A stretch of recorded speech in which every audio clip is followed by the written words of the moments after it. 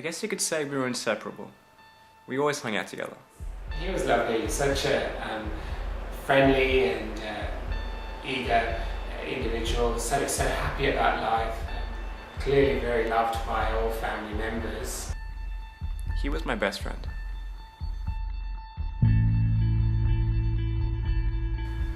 His name was Oreo. I mean, even when we brought him home, we knew he was a member of the family. He loved to run. In fact, one time he was so excited to run around outside that when he ran through the doggy door, he took the whole door with him. And that didn't even slow him down. He really had his own personality, and everybody loved him because of that. Unfortunately, on the 4th of May, Oreo was diagnosed with leukemia. He began to move more slowly. He would eat less and he would sleep more.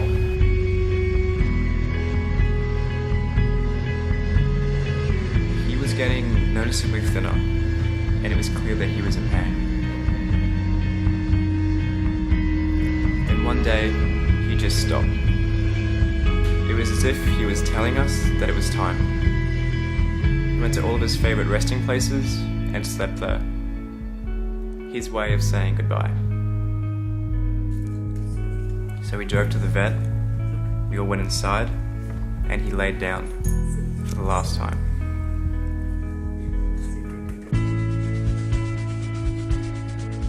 It was very confronting for me to see him being put down. He was only 3 years old.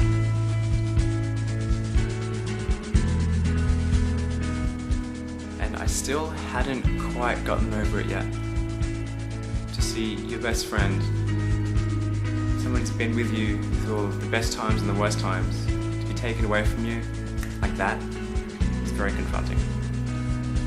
And I was still searching for a way to give him my final goodbye. Until I heard about Delta dogs. Sandra Glaser is a very special lady. She and her dogs are part of the Delta Dogs program, which uses the dogs as therapy to people who are under emotional distress. So, my dog passed away about 6 months ago. He came down with leukemia, and we had to put him down. He was only 3 years old, and it was pretty upsetting for me. And so I'm just wondering, how do the Delta dogs work with grief, patience, and that kind of thing? Okay, so it is a pretty intense moment when it comes to grief. Delta has got a very extensive and very thorough program to assist volunteers who are handling grief, not only grief with the loss of one of their clients, but also grief when it comes to the loss of one of their dogs. So it's almost like a two-way street when we start to look at grief. It's dealing with the volunteers' grief, but it's also helping the clients that we visit manage their grief. And it doesn't matter what's going on in your world, because once you're there with the dog, the rest of the world seems to fade away. And that connection that's there, you could never begin to describe it. Losing a friend, family member, or even a dog to cancer is something you can't prepare for or really deal with, especially in teenagers.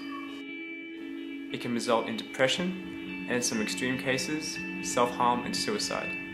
As a result of this, I really encourage people my age to go and seek help as soon as possible for their emotional distress.